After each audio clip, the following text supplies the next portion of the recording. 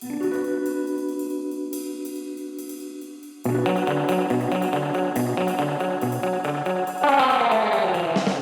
time for the All Things Strange podcast. We are your hosts, Agent ETA, Agent Ether, and Agent Anderson. Come along as we examine the paranormal, UFOs, conspiracies, and all things strange. You can find all of our wonderful links in the description on the Linktree, including our Facebook, our email, merchandise, and more. This week's episode, Subliminal Messages.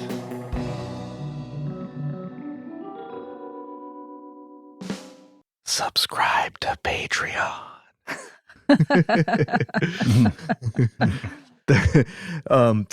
That's not gonna I'll probably edit that out because it won't even make it past the noise gate. But all right, subliminal messages. This is a really fun topic. I found all kinds of really cool stuff on this. And it's also kind of creepy. I remember I watched an X-Files episode where they had subliminal messaging, and it was very creepy. Yeah, that's the one where they had machines and whatnot telling people to kill, and then they did. And then at the very end, something flashes, like Mulder sees it. Yeah. I don't remember what it was. It was just like, thank you or something. Yeah, it was weird. Yeah. That was a good one, though. That was a good episode for sure. All right. This is a very good topic. There's all sorts of different ways you could take this topic. I kind of chose to take it like the fun route. Mm-hmm. But like there's so many levels to this kind of stuff. And I truly believe that this is definitely going on. Like our subconsciouses are being molded. Oh, yeah, for sure. So many different ways, you know. Let me guess. You looked into the Disney angle. Just guessing. I did. I knew it. Well, let's wait for that just a second. Let me do a little bit of a little intro here. So subliminal messages, what are they? Do they work? Am I using them on you right now to control your mind? Maybe, but if I am, I'm not going to tell you. It's also known as subliminal stimuli, but nobody calls it that. Everybody calls it subliminal messages. Now, we've seen this stuff portrayed in movies and TV shows forever, for ages and ages. The basic idea is that people can be controlled without their knowledge. They might get a craving for a soda or hunger for a particular fast food burger. But they also hint at more sinister uses as well. And the way this is achieved is by some kind of message that we cannot consciously perceive. So that might be, audio that is so quiet that you don't know that it's there, but your subconscious mind picks up on it. It could be something that's hidden in a picture, and I'll talk about some examples of some of these things later. But as far as pop culture is concerned, there are many examples. I chose a handful of them here just to illustrate. For example, in the movie Serenity, which is the finale of the TV show Firefly. I'm sure everybody out there has seen it. I don't know if I'd call it a finale. Yeah. I would call it, a throw out to the fans. Like, we're so sorry we canceled this awesome show after one season. Here's the next 5 seasons crammed into one movie. We're sorry. Yeah. And that was a pretty solid show. Was pretty awesome. There was only one episode that I didn't like, and that was the one, I think it might have been the last episode, where that bounty hunter guy was like, he got on the ship and he was like trying to get them or something. Yeah, that one it didn't go with the flow of the show because it wasn't fun at all. It was just kind of sinister. It was weird and it was poorly done, and I suspect that particular episode may have been rushed through production, which is why it didn't go over so well. But that's it. All of the other episodes I actually really enjoyed. It's a kind of a goofy show, but it has a lot going for it. But I mean, it was kind of a low budget show too, but it was whoever was running that show was very efficient because they obviously didn't have a super high budget, but it was very well made, and like the characters were all casted very well too. Like they're all likable, in their own ways. Yeah, the head guy for that show was the Buffy the Vampire Slayer guy. What's his name? I forget his name, but he's done a lot of stuff. That actually makes sense because they're both very campy. They have that same feel to them. Yeah, right. Yeah. So, God, now it's going to bother me what that guy's name is. Anyways, the movie Serenity. He's done a bunch of. But anyways, in the movie Serenity, the character River Tam is given subliminal prompts through videos and TV commercials and things like that that trigger a pre-programmed response in her. So she's walking around normally and she gets this subliminal message and she starts going berserk. So that's just one example in the show. Basically, it's like mind control, right? But in this case, it's pre-programmed. There's also another example is we actually talked about is this idea during the Satanic Panic that certain bands were using backmasking to insert subliminal messages to make people worship the devil or whatever. What was the band on the documentary we watched? Judas Priest. So Judas Priest had to go to court Yeah. because they had subliminal messaging, or so people claimed, in their music telling people to commit suicide. Well, they did. So there were messages that said, do it. But what does do it really mean? Can't it mean rock out? It sounded like me. It did sound like the song had the words do it in there several times. Like they played examples. It sounds very clearly like it's saying do it, but it doesn't say kill yourself. It could be a subliminal message to just kind of make the song more exciting. It doesn't really mean anything. Do it. Do what? But then the idea was that there's these two teenagers and one of them committed suicide. The other tried to commit suicide, but failed. And his face was, oh my God. Like he came on the camera. I was like, oh, geez. Like it's a shame. That woke me up. And yeah, it was really unfortunate. And it reminded me of a character from that show Preacher, but I bet that's where that character from Preacher is based on. But yeah, this guy is horribly disfigured from this accident, and they blamed it on the music that made them try. Well, one of them did commit suicide, but it was so weird to me seeing that band with their funky 80s hair, like all in normal clothes in court, and like you see them and you know who they are, but they're in such this formal setting. The problem is, I've actually seen Judas Priest live. Oh, no kidding! And they were pretty damn good. It was at an Ozfest, and I want to say it was like 2003 or something like that. But the lead singer, what was his name? Rob Halford, I think. He came on stage like riding like a Harley, all decked out in his like leather gear and like whips and chains and no chains and whips. It was kind of hilarious. He like sat there and revved the engine for a couple seconds, rom, and then they started off. I forget what the first song they played was, but it was a pretty good concert. It was they were badass. The only Ozfest I've been to is 99. Dude, it was so good. But maybe we'll talk about that in the after hours, because let's get back to the show. So yeah, anyways, the long and short of it is they were accused of putting subliminal messages in their music, but the problem is that it hasn't been conclusively proven that even if there were messages in there, and they didn't conclusively prove that there were messages, it hasn't really been proven that you could make somebody commit suicide. In fact, the opposite seems to be the case, where you couldn't make somebody commit suicide. You might be able to convince them to do something, but definitely not kill themselves. Well, it's kind of like hypnosis, actually. There is an argument out there that under hypnosis, you wouldn't do anything to compromise your life. Yeah, remember we did that. We talked survival instincts. But there is evidence suggesting that there are techniques using hypnosis that could get you to do certain things, maybe not kill yourself, but do certain things that you wouldn't normally do. But for that, go listen to our episode on hypnosis. That was a fun one. But there is definitely some overlap here between this and hypnosis. That's one thing I thought about when I was watching this, but it's not quite the same. So the next example I have is of the IT crowd. There's an episode. You've seen the IT crowd, right, Agent Funny Ether? stuff. And I think I showed you an episode once or twice, Agent ETA. But I've seen like clips and stuff, but I've never seen an episode. It's a comedy, and in one of the episodes, Douglas makes a video with a subliminal photograph of himself lying on a bed in his underwear. And he inserts this into a video in an attempt to seduce the character Jen. And they also put this picture in the end credits. The difference here is that the picture, when you see it, it's quite obvious that it's there. You can see it. Whereas subliminal messages, the idea is that your conscious mind does not perceive it. So even if you put it in a movie, like one frame out of a movie. Movies have a frame rate of 24 frames a second. I used to be a projectionist. So even 1/24th of a frame or of a second, you would possibly perceive that. So even that would be too slow to be subliminal. So we're talking about like really, really quick. I read about one study where the guy he did it 1/1000th of a second he was testing that kind of a speed. So very, very quick or very hard to detect. But anyways, that one was absolutely hilarious. And of course, Jen was like, what was that? Pretty funny example. We talked about the X-Files one, and my personal favorite, the subliminal messages in the movie They Live. Have you seen this movie, Agent Ether? I don't know. Have I seen it? If I did, I probably saw it with you. It is so good. This is one of my favorite movies.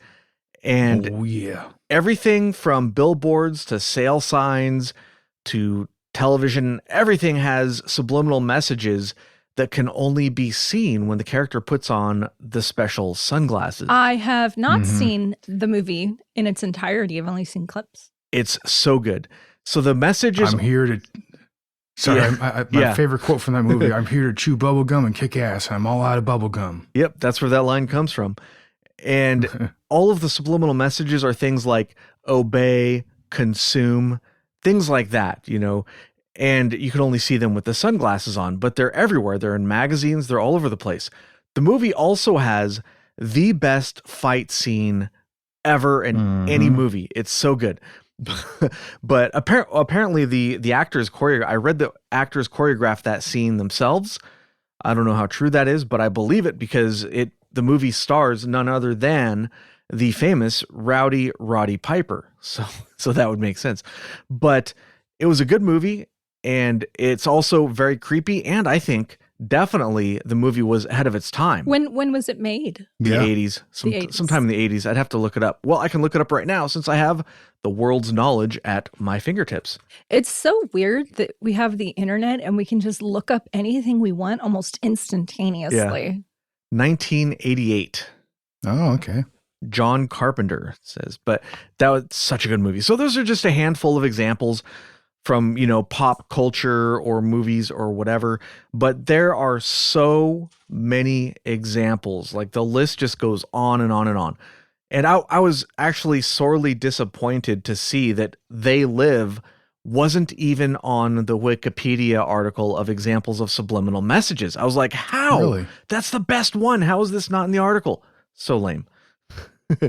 But there are real examples of subliminal messages as well. But before I start talking about a few of the real examples, did either of you want to sort of pipe in and start chatting about stuff? Go for it, ETA. Sure, yeah, why not? The first thing that comes into my mind when I hear, the title of this podcast here, this topic, subliminal messages. The first thing I think of is conspiracy theories, right? Mm-hmm. So like anytime, I think this is one of those terms that, and I believe we probably talked about this before, but the first thing I think about is conspiracy theories, that term. And I think that term has been changed because conspiracies are a real thing, right? Theories are a real thing.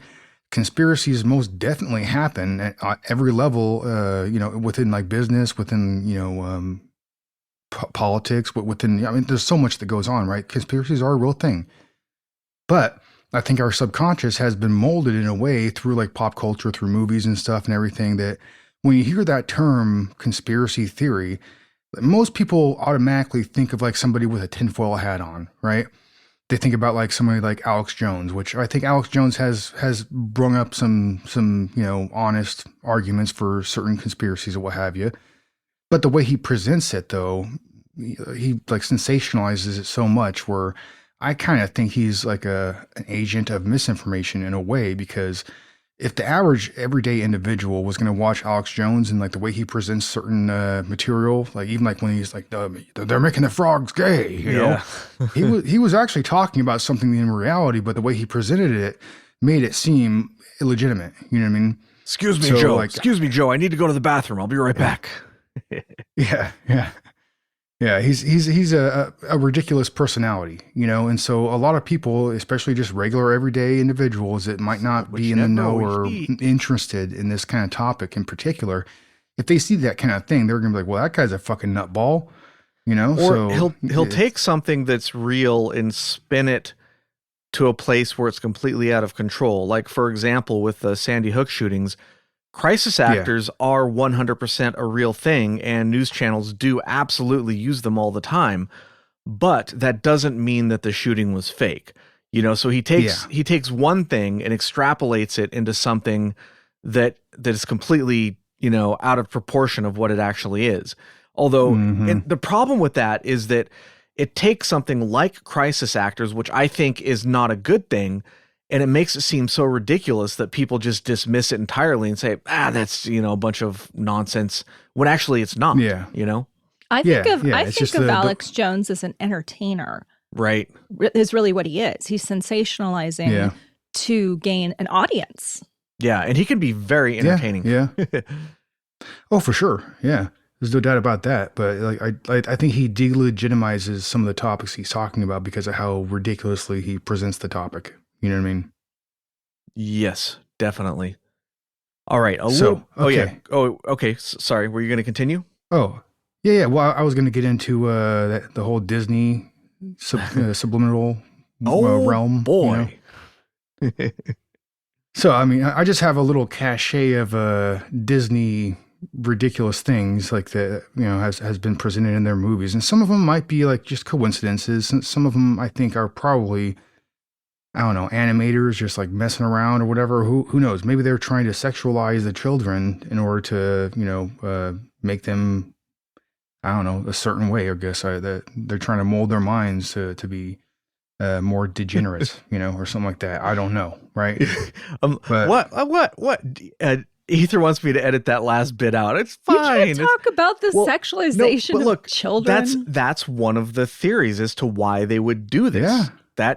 I don't know. There are, well, I'm sure ETA will get to it, but there are some surprising things in kids' movies. Why would there be, for example, on a poster for a movie, why would there be a big giant dick on that poster? It's right there in the middle. Right there in the middle. And are you talking about the Little Mermaid, right? Yeah. It's so obvious. When the Little Mermaid was re-released on VHS, do you guys remember VHSs? Oh yeah. I still have a couple. Back in them days. Obviously that movie was one of the most successful cartoons, films that in that era for Disney. Yeah, it was huge. When they re-released it, they re-released it. Pun intended. So they re-released it, you know, and on the cover of the VHS box, you see the characters, all the main characters in the front there, and behind the characters is like that underwater castle, right? And there's an unmistakable pillar of sorts within the architecture of that castle that looks like a big dick. Are you going to show me, Agent? He's going to pull it up on his phone. I'm going to pull it up for Ether to show her. This phallic symbol. I haven't seen it. It's unmistakable in my opinion, you know? Yeah, and absolutely.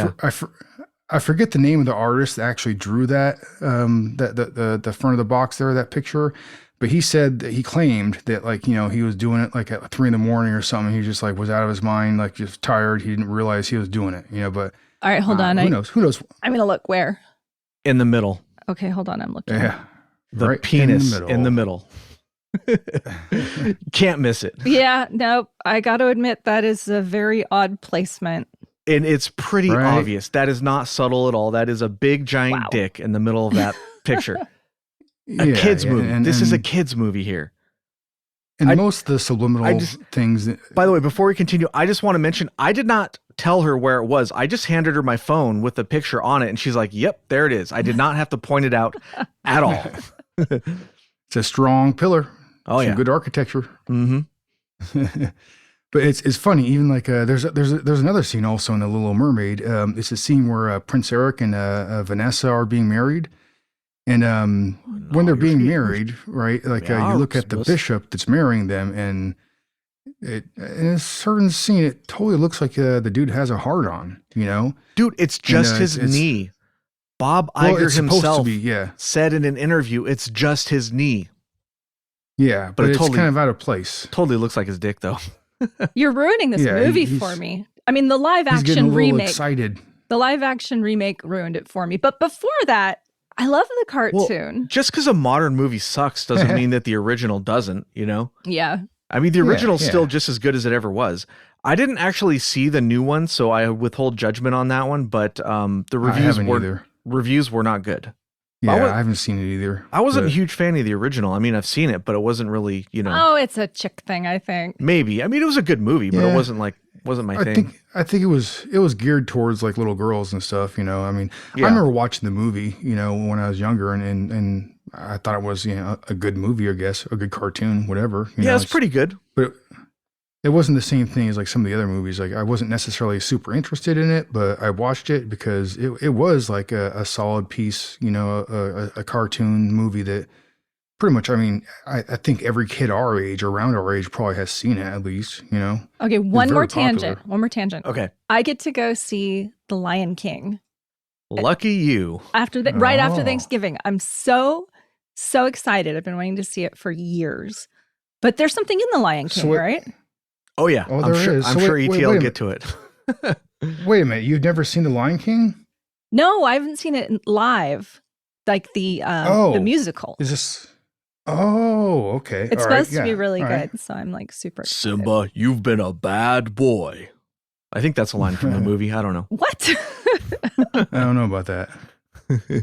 I might be making that up. But just to finish up the Little Mermaid thing, somebody actually tried to sue the Disney for that scene. Oh my where the God. The bishop. I don't know what happened with that lawsuit, if he even came to anything at all. But somebody tried to sue Disney, from what I read. Were they traumatized?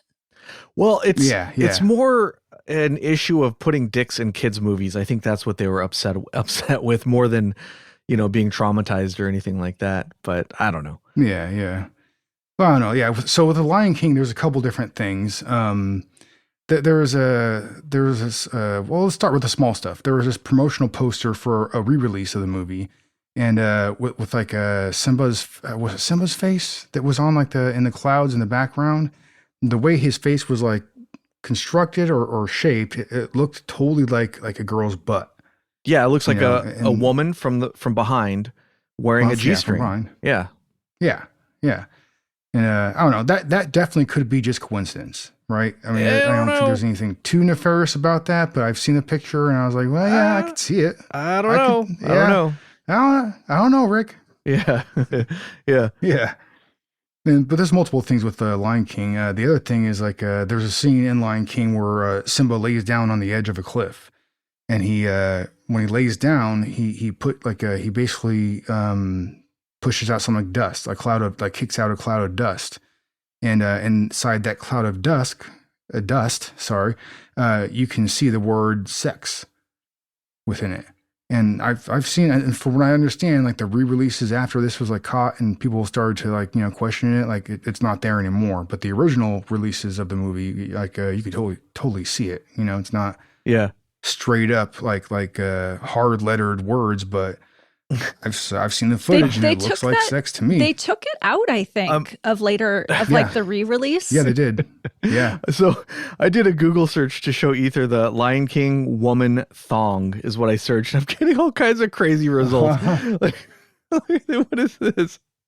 What is this? This is the Pumbaa or whatever. And look at that. Oh my God.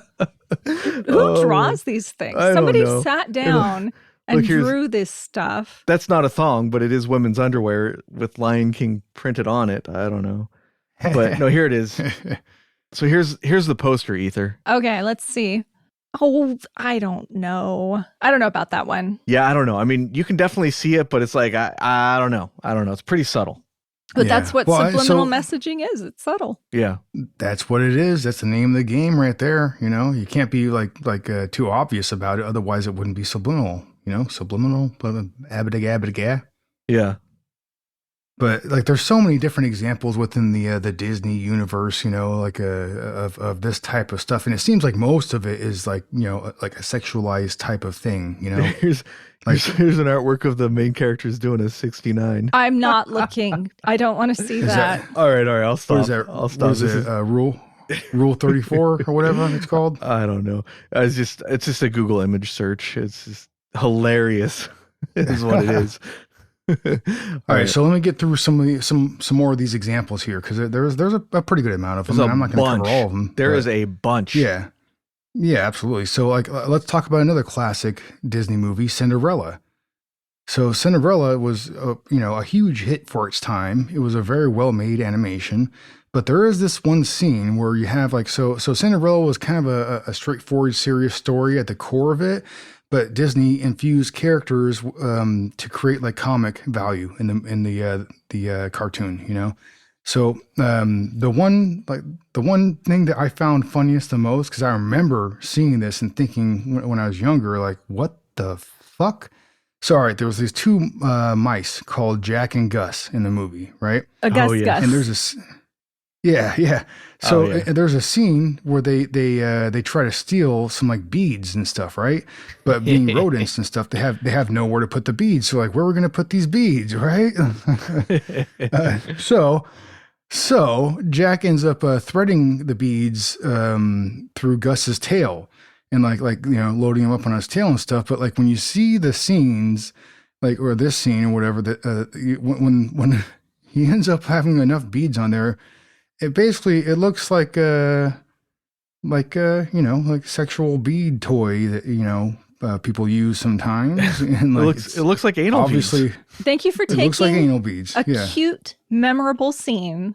And now every time I watch that movie, because I watch Disney movies to get to sleep, I will not be able to watch that scene without thinking of this conversation. Hey man, I didn't do it. I didn't animate that, like that. That was, it is what it is. Like, I if you think look these at that animators scene, get bored, they're doing all these cartoon cells and they're like, how can we entertain each other? They got to let each other in on the secret too. But then it gets past the editor. It's just amazing. Yeah, because maybe the editor is just like a lame-o and doesn't even realize what he's looking at. But like, right. I'm sure there's probably this game that has been played with animators. Let's see what we can get past. Like let's just see what we can do here.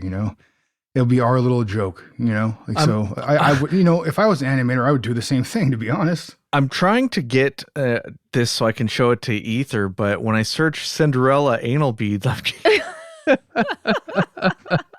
Oh, it's not coming up for some strange reason. I am getting all sorts of interesting pictures, but none of the ones I wanted to. It's hilarious. Yeah.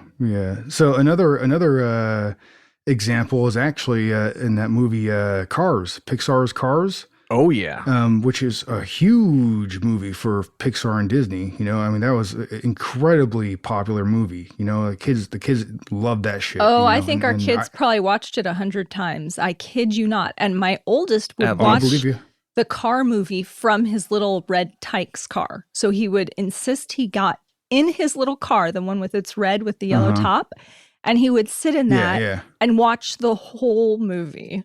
Yeah, it was so cute. It was very cute. Yeah. Yeah. So there's I guess I'm gonna ruin another movie for you. But so there's a couple different scenes, two in particular from Cars and Cars 2. But the first Cars movie, so there's a scene when a couple of the cars, what is the main car? I've never seen Cars. I've never watched the movie, to be honest. Lightning McQueen. Him and somebody else are like driving down the road. I forget what. Sally, I don't know what road, is it the Porsche? I don't know. I've never seen the movie, but I just saw this, on the internet, so it must be true. But anyways, so while they're driving down a road, they're passing like a truck stop, and the sign of the truck stop says "Top Down Truck Stop." Yep. Where all the waitresses are convertible. Yep.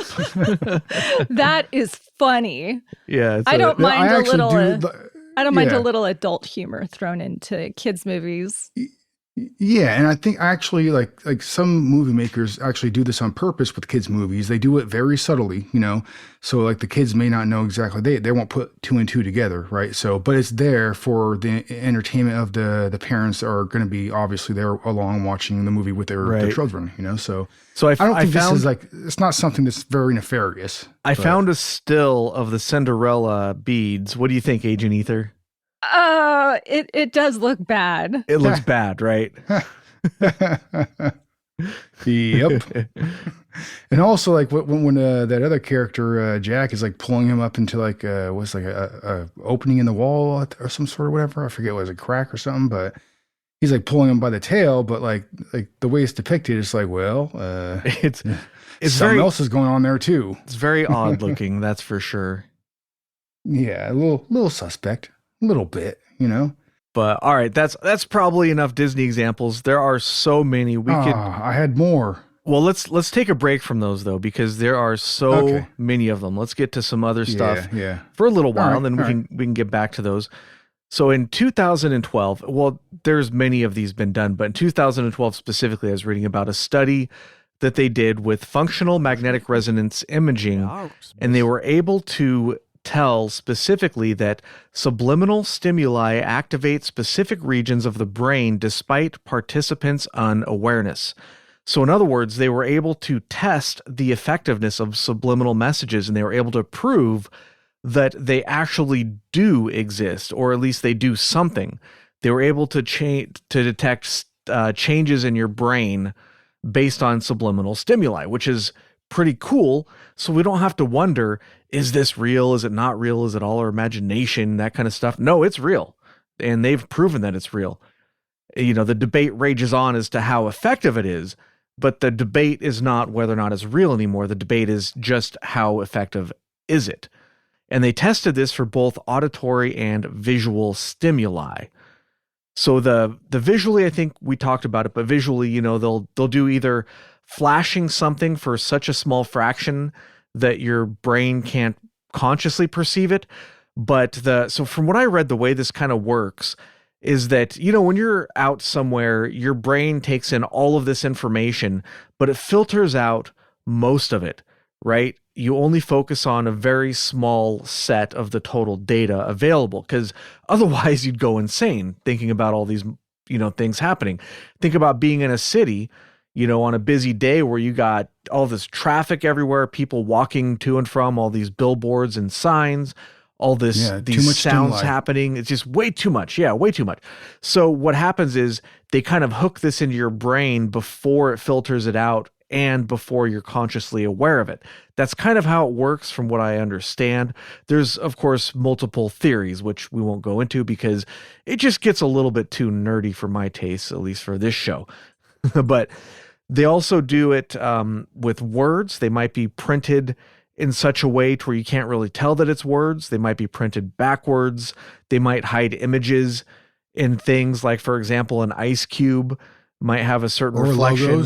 Logos for companies. Oh, for sure. Logos. Yeah. And then for audio, they might put messages that are too quiet. They might obscure them with other sounds, and they might play things backwards so that you don't consciously perceive them. Now, the playing backwards one, I'm a little skeptical of the effectiveness of that, because like if you hear something backwards, it doesn't sound, you're not going to be able to tell what it is forwards, unless it's like a palindrome or something, you know? Yeah, in order to, like, you know, you've heard of all the stories of, like, you know, Beatles albums or like any, like, you know, Black Sabbath or something like that. If you play it backwards, you can hear like some kind of satanic message or something like that. And I agree with you. Like, if you're even in your subconscious, like, is it really that aware where if you were to hear this thing, like if you were playing the record normally, then technically if there was a backward message, you would be hearing it backwards, not, you know, playing it backwards. So like, how would you even know, right? When we talked about the Stairway to Heaven one, where if you play it backwards, it's something like, here's to my sweet Satan, the one who will give you 666 or whatever. But the words that it's supposed to be when played backwards don't really make any sense, even though it does kind of sound like that. It just, I don't know. If there was a real satanic message, it would be something more sensible than that, I feel like. But one of the debates is whether or not subliminal messages, or not whether or not, but how effective can they be? Now, it turns out, at least as far as we can tell, they aren't really mind control like in the movies. You can't use them to actually compel people to do stuff necessarily, but you can use them to direct people, right? So a message to buy a specific brand of soda will only work if you're already thirsty and you don't have to go out of your way to buy it. So if you get a subliminal message while you're in the soda section and you're thirsty, then it might change your mind. You might buy it, but it's not going to make you, if you're like, 15 minutes from the nearest soda store and you're not even thirsty and you hear subliminal messages, it's not going to change your behavior at all. But they can use this to get people to change habitual behavior, like the brands that you buy and stuff like that, which is pretty interesting. But the creepiest part is that you'll think that it's your idea to change brands. You'll get a subliminal message and you'll think, the message will tell you, hey, don't buy Coke, buy Pepsi. And then you'll buy Pepsi. You'll be like, I usually get Coke, but I think I'm going to try Pepsi this time just for fun. But you're actually, it's not your idea. You just think it is. So here's a quote: subliminal priming can direct people's actions even when they believe they are making free choices. That is kind of weird.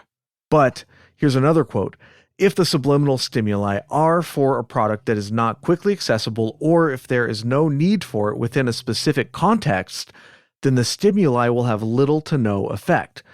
So it's real, but it does have limitations, at least as far as we know. But it's like food, like fast food. You know how they've dialed in like the perfect amount of salt and fat and flavor to make it addictive? Right. I think how I feel is that maybe subliminal messaging now, they're not able to perfect it. But over time, if it's being used, it would not surprise me to learn at all that it's being used in specific ways. Like they're finding out the exact frame rate, the color that works the best, the types of sound, the frequency, et cetera, et cetera. Right. And there are certain things that I didn't really do research on because I just didn't have time, but we do know that certain things for a fact happen. For example, brainwave entrainment is a real thing that can be stimulated in a person. So can they combine that with subliminal messages using a very specific set of criteria that can trigger something in a person? Their methods may be extremely sophisticated by this point. And that leads us to the CIA. Oh, boy. Oh, yeah, baby. So as far as we know, it's very limited, but has the CIA developed methods that are far more advanced than what we know about? I mean, we know that they were developing stuff, but how far have they gotten? We know for a fact that they were trying to develop basically what amounts to mind control. And this goes back to probably to the 50s, but how far did they get, right? Is the NSA able to insert subliminal messages into phone conversations, for example? If I call somebody on the phone, is there some sort of subaudible thing in the background that's telling me to do something, vote for Biden or whatever it is, whatever message there are rumors and hints in certain documents that the CIA did experiment with trying to sway elections with subliminal messages, but I was unable to find anything concrete. But maybe if I had more time to dig it up. But going through those documents, it's a real slog. It takes a lot of time, and I just didn't have time to go through the CIA angle for that particular thing, which would probably take extra days and days to go into. So here's some more specific examples of subliminal messages. Department stores actually use subliminal audio messages, such as, I'm an honest person and I will not steal, that they'll play along with whatever audio or music or whatever it is that they have piped into the quietly store. In the background? Yeah. Or? Yeah. Oh, yeah. So they do. Having worked at a department store, though, I'm not sure that is super effective. Yeah, I was going to say, I don't see that as being a deterrent, but what do I know? Employers have used subliminal messages like this for all sorts of things, to try to retain employees longer, to try to get people to not steal, to try to get sales at car dealerships, all sorts of things. So that's pretty creepy. In 1978, this is a fun one. A Wichita, Kansas TV station named Cake TV, K-A-K-E TV, worked with the police to place a subliminal message in a story about the BTK killer. What does BTK stand for again? It's something like bound, torture, and kill. So I didn't look up his crimes. I'm not familiar, but I wasn't super interested in his heinous deeds. But anyways, he was active between 1974 and 1991. The idea was to get the killer to identify himself and surrender to the police. They put messages in the news story that, like, one of the messages was, "Now call the chief." And they also put a pair of glasses because one of his victims, Nancy Fox, had glasses lying upside down on her dresser. Police felt that seeing the glasses might make the killer feel remorseful and want to turn himself in. Unfortunately, it didn't work, and the killer went on to kill more victims and for many more years. I can't blame them for trying. It's a nice effort, but it didn't work. And I think they weren't fully appreciating the mind of a sociopath, you know? They don't feel remorse. Otherwise, they wouldn't be able to do these things in the first place. Now, this is another fun one. The 2000 presidential campaign for G.W. Bush used a subliminal message in a commercial. They had words on the screen and partial words on the screen during the commercial, and they scaled from the foreground to the background of the screen. So, for example, the word bureaucrats flashed on the screen, but for one frame, it showed only the word rats that was like magnified and went across the whole screen. And there was some debate as to whether this was, the people who made the commercial said, "Oh, it's a coincidence. It was an accident." Bullshit. Look it up. It is so obviously a subliminal message. So specific. It's very specific. It's there for like one frame. It's so obviously a subliminal message that it's just like, nah, get out of here, guys. Now, the hilarious thing about this, though, is that the situation was diffused when asked about it. Bush wasn't even able to pronounce the word subliminal correctly. Yeah, so I think that's kind of a fix. You know, the fix is in. And the Bush family also, you know, they are historically known to be tied closely with the CIA for many, decades. So yeah, well, yeah, it's Papa no Bush. surprise. Papa Bush and Vannevar Bush were very clever people. So I would put something like, but this one, I mean, GW, not the sharpest stick in the bunch. You know what I mean? Sometimes it skips a generation. I tend to think that was a little bit of an act. I think you might be right about that. That's for sure. But he seems like a cool person to hang out with there. But I mean, definitely not. Well, yeah, maybe it was an act. I don't know. But anyways, there are several comedy shows that have put subliminal message into their shows. For example, the show The Young Ones, which was a British comedy that used, among other things, a picture of a man gurning, which I didn't even know had a name. It's Gurning, to gurn. What does that mean? Or gurning. Well, you've seen it before, but you didn't know that there was a word for it. So there's your word of the day. You learn something new every day when you listen to this podcast. So there you go. Today you learned about gurning. Go ahead and Google that. I found one example that goes way back to 1943. In an animated film starring Daffy Duck, Daffy spins a statue holding a shield, and for one frame, the words "buy bonds" can be seen on the shield. So I don't know, like, that's a weird one. Like, I guess the idea of a subliminal message, they may not have called it that back then, goes back much, much farther than I would have thought. And, we watched a documentary earlier, and they're talking about it going all the way back to Freud, basically. I don't think Freud talked about subliminal messages, but his ideas are the basis for this, in part, at the very least. So another example I found was that there are many horror movies that have used subliminal messages to freak people out.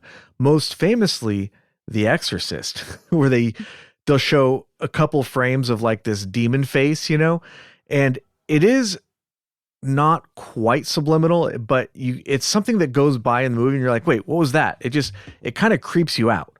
So that was kind of a fun one. And also there was the movie, what was it? Apocalypse Now uses a ton of subliminal messages all throughout the audio.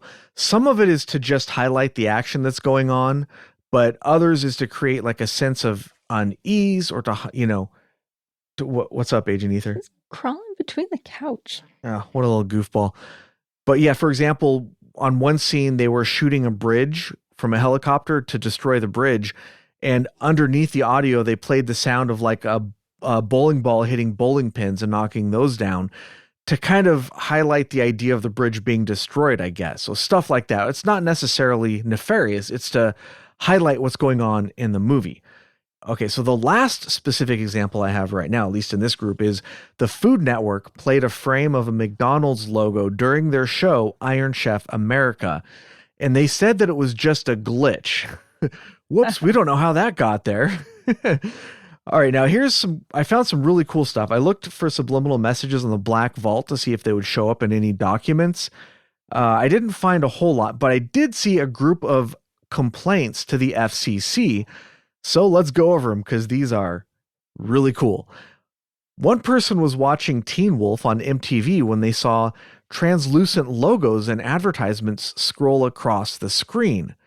That's pretty weird. And I've seen stuff similar to that before too. It's just, usually it's so subtle you don't really notice it, but I'm guessing in this case there might have been some kind of glitch.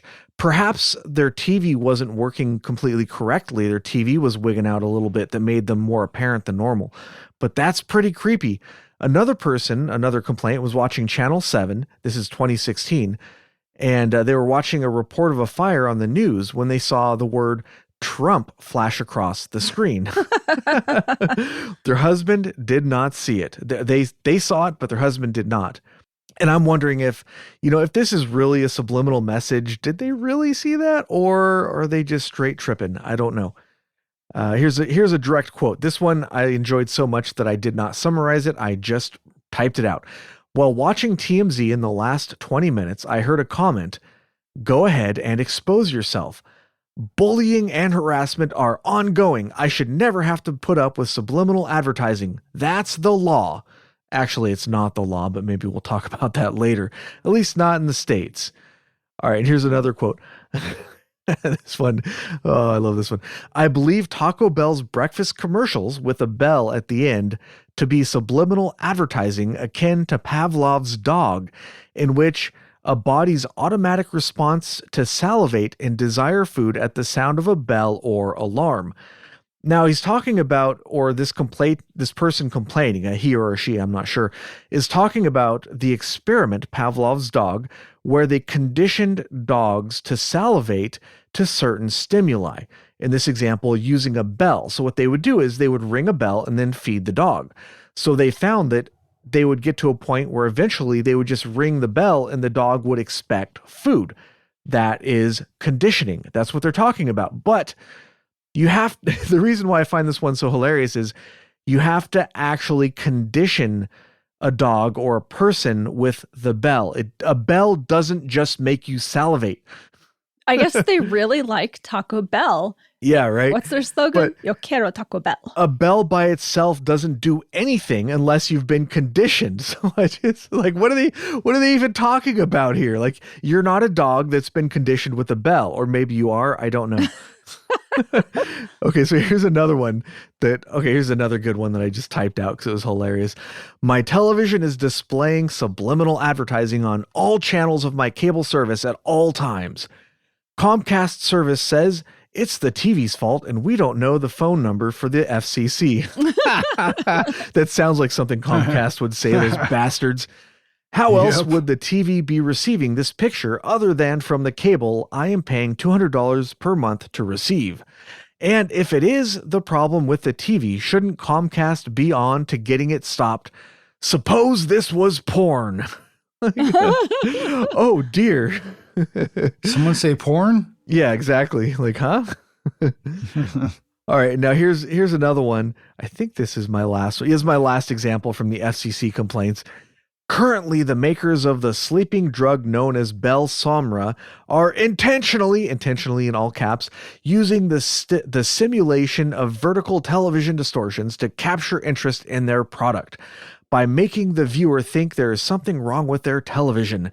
This is known to cause seizures, in all caps, in certain people and is just plain wrong, in all caps, and an abuse of broadcast television advertising.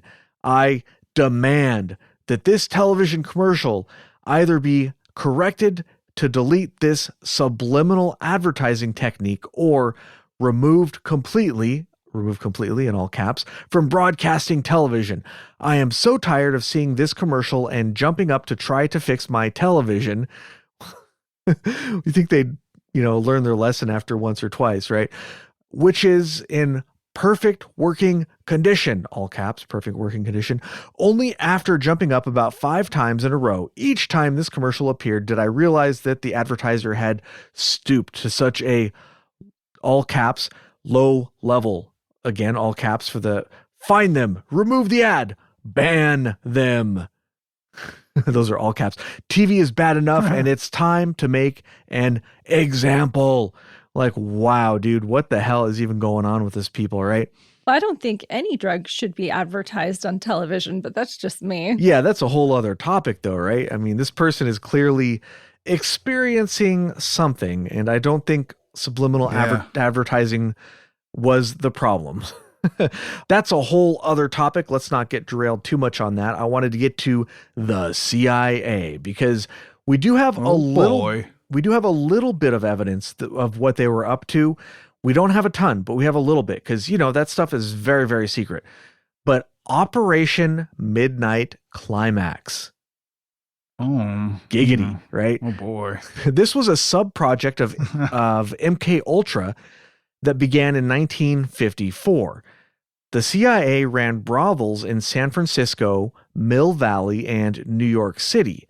They hired prostitutes and coached them on what to do to give customers drugs, including but not limited to LSD. And then after coitus and dosing them with drugs, they tried to get these customers to tell them things that were secret. It wasn't necessarily any particular person, just to try to get them to talk about stuff that they wouldn't normally talk about. It was an experiment, and this ran to at least 1966 that we know about, but once they closed this particular one down in 66, they probably did similar things in other places. Now, before we continue, I would just like to remind people that this is the CIA using taxpayer dollars. This is our federal government using tax dollars to hire prostitutes to have sex and drug people. This is a federally funded program. Hey, what's wrong? What's wrong with that? Insane. So the customers... It's for science. I know, right? Sometimes you got to do some science with prostitutes. I can get on board with that research project. So the customers did not know that they were being dosed with various drugs. They did not know that they were part of an experiment. And this is, of course, explicitly illegal to do this sort of thing. But we probably talked about that in our MK Ultra episode. But yeah, so the sessions were also monitored from behind one-way glass. What a job, right? You got to watch people take drugs and have sex all day. You got to write reports on that, dude. Write reports to your superior about who knows what. I know that this happened, but it also sounds like a South Park episode to me. Dude, it is so crazy. This stuff is so wild. It's just completely bizarre. So in this is the reason I'm talking about is in Project Midnight Climax, the CIA also used subliminal messages in attempts to induce them to involuntary actions, including criminal activities such as robbery, assault, and assassination. So that they were definitely trying to get people to do this stuff. And I think there is some circumstantial evidence, at the very least, that they have been able to achieve these things. By the way, we didn't usually start off with the Patreon pitch. This was voted upon by our Patreon subscribers. The other choice was the assassination of Robert Kennedy, which it was actually another tie. We've been getting a lot of ties lately.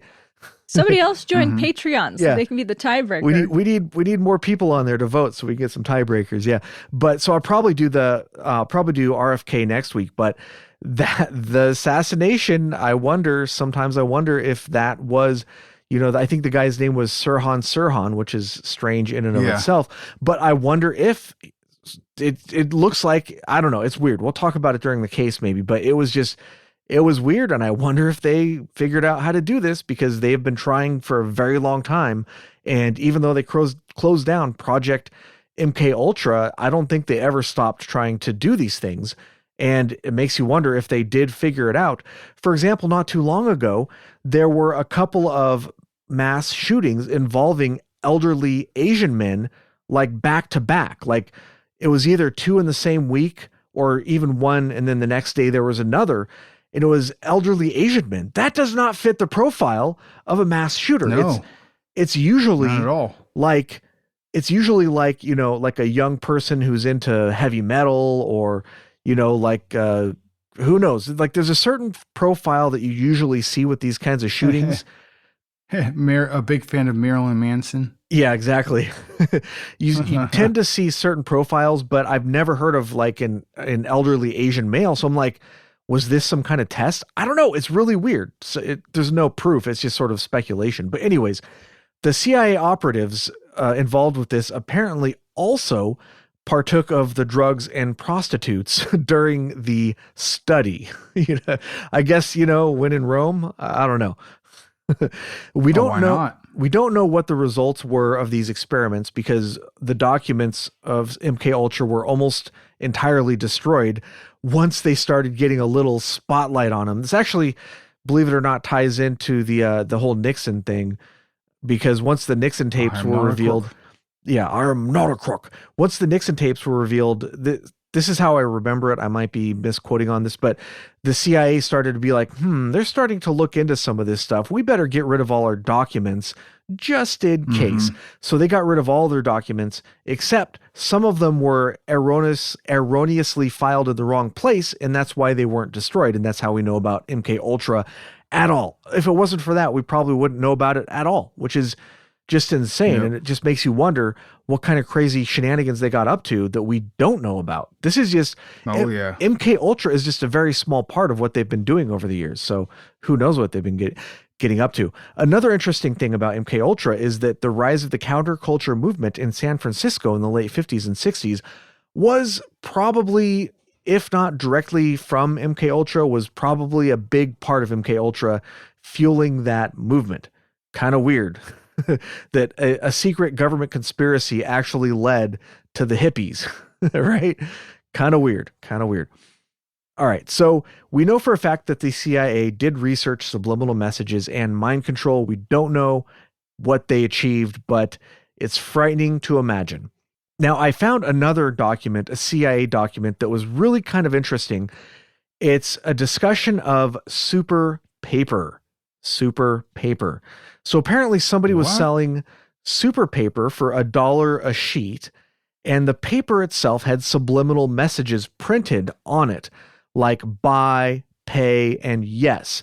You couldn't see the words. Yeah, obey, that kind of thing. Yeah, you couldn't see the words. But the paper was sold to businesses like car salesmen, car dealerships, loan officers, et cetera, et cetera. People who were trying to sell stuff or whatever, or maybe collect debts or whatever. And the idea was that the paper, you would print your contract on there, and it would subliminally convince the customer or whoever to do what you wanted them to do. But get this, the CIA actually tested the paper using various things like ultraviolet lights, microscopes, whatever they could think of, and they were unable to find any subliminal messages whatsoever on the paper. That's because it's psychic paper. Because the paper was probably just a scam. There were no subliminal messages. So the CIA actually told this to certain people, like a chiropractor, and the chiropractor insisted that they got results from the paper and that they would continue to buy it anyways. So that was just a fun little blurb I found. Pretty weird, pretty interesting. This touches on so many different things. It's just really a never-ending well of weirdness, you know? Oh, yeah. I found another interesting thing having to do with the government, not necessarily the CIA. This was on politicalinsights.net. I found a sign-off video of the Star-Spangled Banner. For all you kids out there, public television that used to have antennas on your TVs, used to have a cathode ray tube televisions. There are these big boxy things. You'd have to put antennas up to get the signal. You didn't get it through a wire or whatever, or the internet. It was just, I remember those days. It was just broadcast just like the radio. Every night at about midnight or whenever they would stop broadcasting. They would turn off they would end the TV programming, usually with the sign-off video of the Star Spangled Banner. And this particular video, supposedly from the 1950s, has the words to the song at the bottom of the screen, but hidden within the words are messages such as trust the government, obey, and stuff like that you can only see when you slow down the video. And you can see this when the words come onto the screen. There's sort of like a left to right wipe effect. And as that wipe effect goes, for just a fraction of a second, you can see these letters spelling out these things like trust the US government. This is like you can find this video. It's out there. It's really kind of weird, and it kind of like, it's really creepy, but being, of a skeptical mindset sometimes, I tried to find other examples of sign-off videos, and I was unable to find one other example. I could not find even one other example that had the words on the video. Only this video. And this video did not have the words sung in the video. In other words, it was instrumental only. There are sign-off videos that do have the words, oh, say, can you see, that thing. So there are videos with the words, but even those videos did not have the lyrics captioned at the bottom. Another thing that I found suspicious was that at the beginning, oh, say, can you see, there's an underscore between the words oh and say, which I thought was a little odd. I don't think you would normally caption it with an underscore. It just seemed off to me. And if you pay attention, it looks like a modern video effect. So I hate to say it, I'm not buying this one, even though it is a pretty interesting video. I'd like to know what everybody else out there thinks. If you check this video out, let me know what you think. Do you think it's real? Do you think it's fake? Personally, I think it's fake. Well, the video is clearly real. It's a real video. It's a real sign-off video, but I think the words were added after the fact. And I think they're just using a video effect to create, the illusion of a subliminal message. And I've even seen similar things to this in video editors myself. So I'm not buying it. I don't know. Still pretty cool though. Still pretty damn creepy. All right. Now let's see. I talked about that. I talked about Apocalypse Now. All right. So we have a couple more Disney ones that you probably, let's see. So okay, Lion King, you did the one where Simba lays down and kicks up dust that spells sex, and it very clearly spells sex. And the funny thing was that the artist said, no, it doesn't say sex. It says SFX, like special effects. We're like, no, it doesn't. It does not. No, that's not what it says. That was clever, though, of them to say that. Yeah. Nice try, buddy.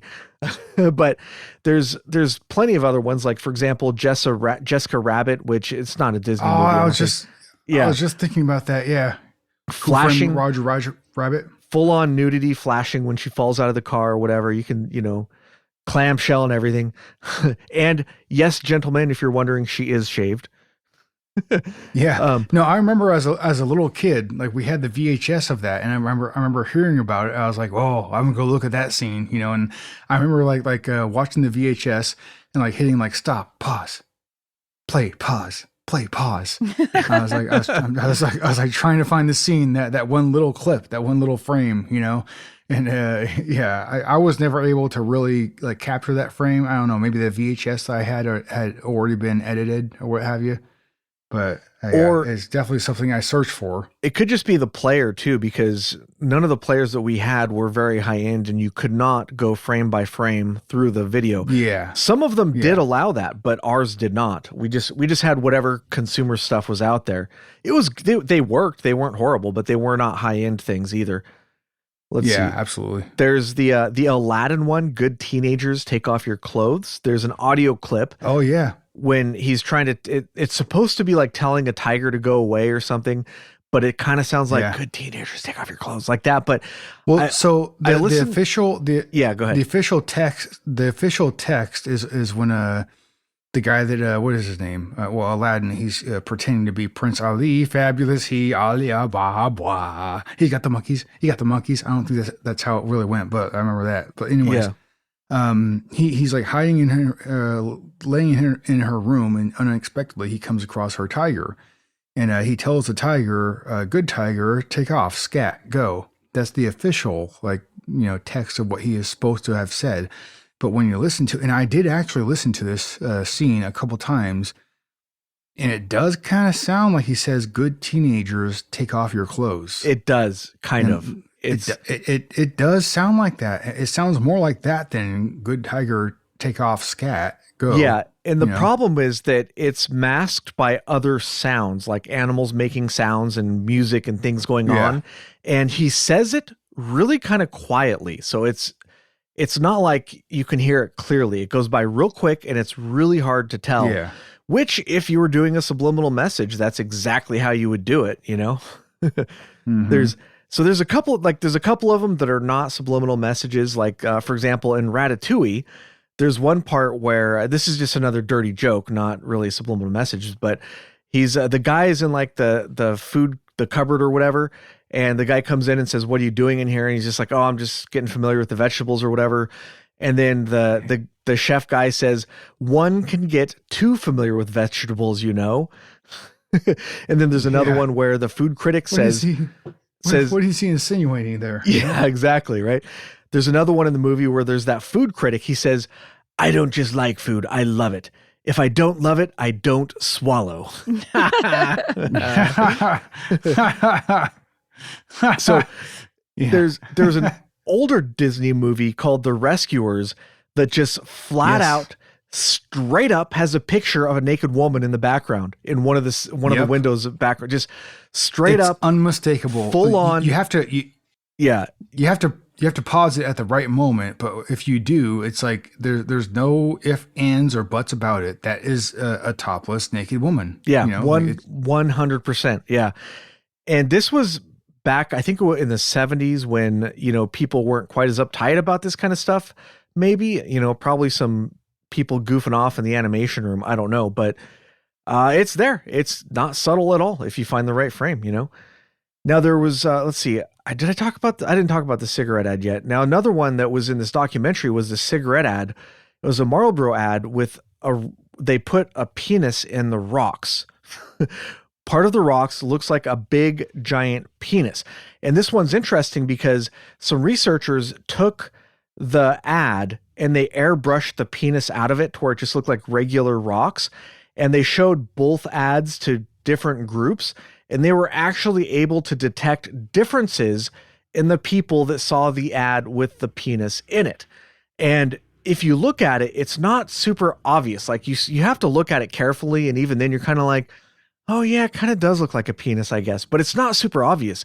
So the fact that they were able to detect differences in the observers is pretty surprising, actually.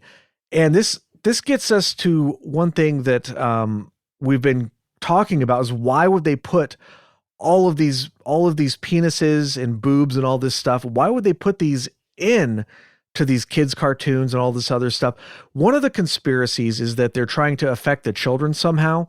That's one of the ones. But actually, it turns out that the subliminal messages that work best are things that get us to think about, something either very negative or something very positive. So they get us to think about either sex or death.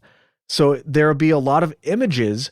For example, images of ice cubes in an alcohol commercial that look like pictures of skulls when you look at them in the right angle, or it might be a skull that's elongated, things like that. Or there are pictures that are reminiscent of sex, like genitalia and things like that. So it might not be that they're trying to do anything to the kids specifically. They might just be relying on certain well-proven techniques that certain imagery does provoke response. It's a fact. It's a proven fact. So that might be all there is to it, is that more subtle things don't work as well as less subtle things. And that's why they're using these things. Because like words, like for example, in The Lion King, where the word sex is in the background temporarily, it goes by real quick. There's a lot of advertisements where they hide the word sex as well. You can look it up online. If you don't believe me, it's all over the place. It's everywhere. So it's something that works and they use it everywhere. So I don't think it's necessarily anything having to do with the kids. And I do think there are some of these things are just artists goofing off, trying to hide penises in the pictures, because that's just what they do.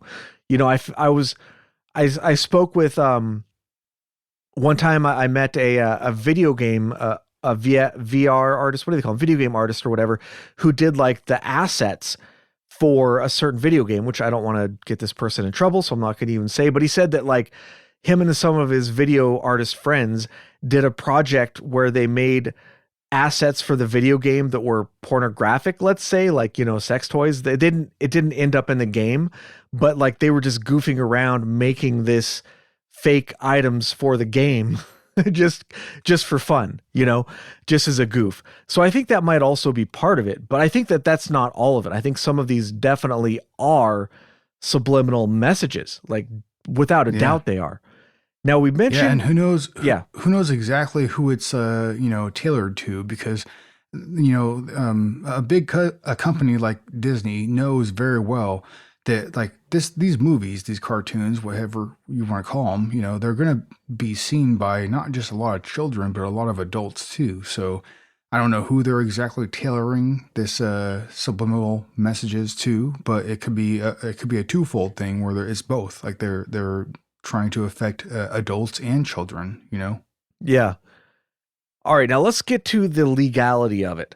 So it turns out that some countries have made subliminal advertising or subliminal messages illegal. I think Britain and Germany, maybe. There's not that many of them. So in the United States, something really interesting happened. There was I think it was 1957, there was this guy who claimed to have done an experiment in a movie theater, putting subliminal messages to try to get people to buy more popcorn and soda.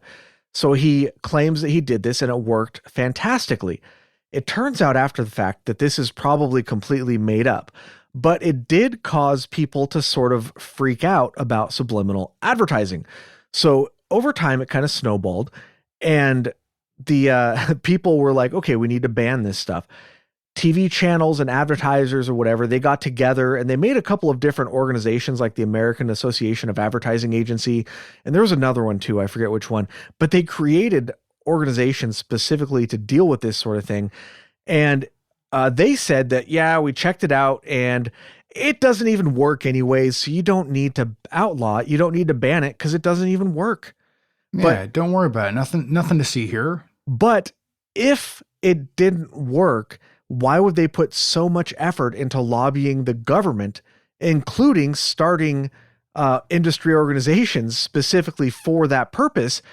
If it didn't work, why would they spend so much effort convincing us that it didn't work and making sure that they didn't pass laws against it? Because if it didn't work, they wouldn't care. They'd just be like, yeah, sure, pass all the laws you want. It's a useless tool. We don't care. Outlaw it as much as you want. It doesn't work. So yeah, well, they wouldn't put that much effort into it, right? Why create an organization like that if there wasn't something there to go off of? Like some reason to put that much effort into that. Yeah. So they say that it doesn't work, but I'm convinced that it does because they say it doesn't. They try to convince you it doesn't. It's a reverse psychology thing. Really weird. But so another idea is not just happy and sad, but they also want to apparently make you feel anxious and bad and things like that, because the idea is that if you're happy, they won't be able to sell you something. So in advertising, they want to try to make you feel anxious because then they will have a need that they can fill, right? So this is a subliminal tool that they use in advertising. I forgot to mention that earlier, but the documentary we watched earlier touched on how they advertise to women, and they try to make women feel bad about something in particular, about like, how they look physically or something like that. And this is like a well-known thing that is discussed sometimes. And I always kind of dismissed it. But there was one time years ago when I was just like, I was bored, I was stuck somewhere, and I was just flipping through a woman's magazine, and something just clicked in my head. Like, I started to see what they were doing. If you click through it, it's how they frame the angles. It's the expression on the models' faces. It's just how things are framed in there. They're designed to make you look, when you're reading it, to make you feel not good. It's hard to describe exactly how it's done. Have you ever gotten this impression, Agent Ether? I don't read women's magazines, and it's actually for that reason, in part. Like something like Cosmo, I'm like, I feel like I'm doing everything wrong. I don't wear makeup. My hair doesn't look like that.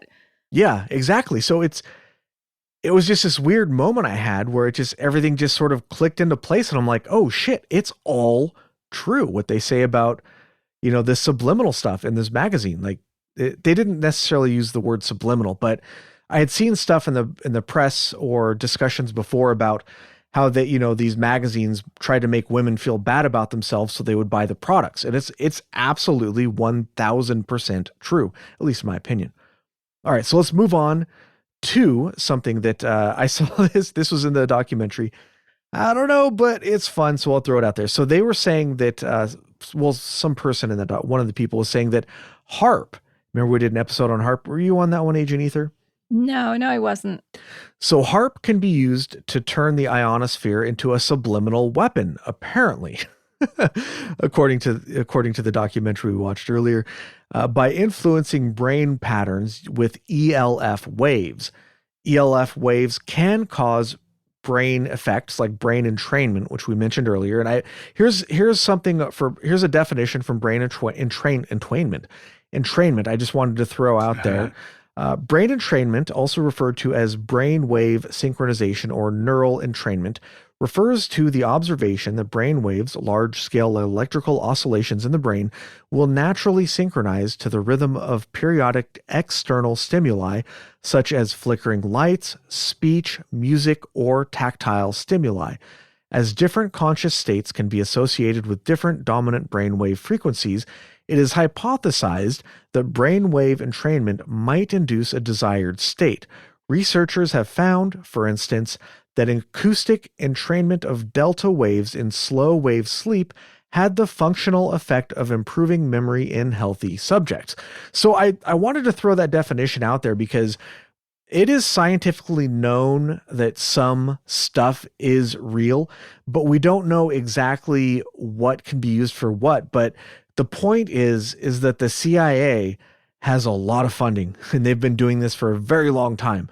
So if we figured out that something happens, they've probably figured out how to weaponize it, But all right, so We're going a little long here. I do have more stuff a little bit, but basically to finish up on HAARP, it's all speculative, but we know that HAARP is run by DARPA, so they're up to something over there. What they're up to, I don't know. But let's wrap this up because it's getting a little long. So my final thoughts are, in today's technological age, can any and all devices could potentially insert subliminal messages.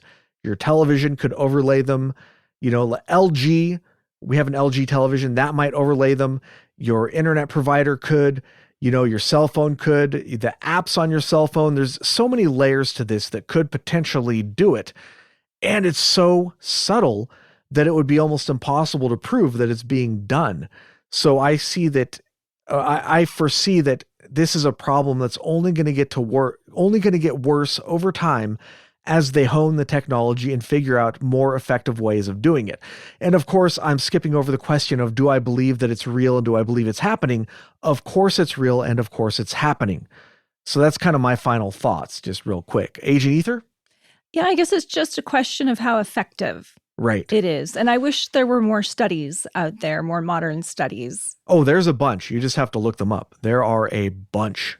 I had a propaganda class in college, and it would be really interesting to have an episode where we just talk about different ways in which the government tries to control the populace. Well, I think propaganda is on the list. If it's not, it should be. So I'm going to go ahead and put it on there. Awesome. ETA? It's tied in. It's tied into this whole subject, you know?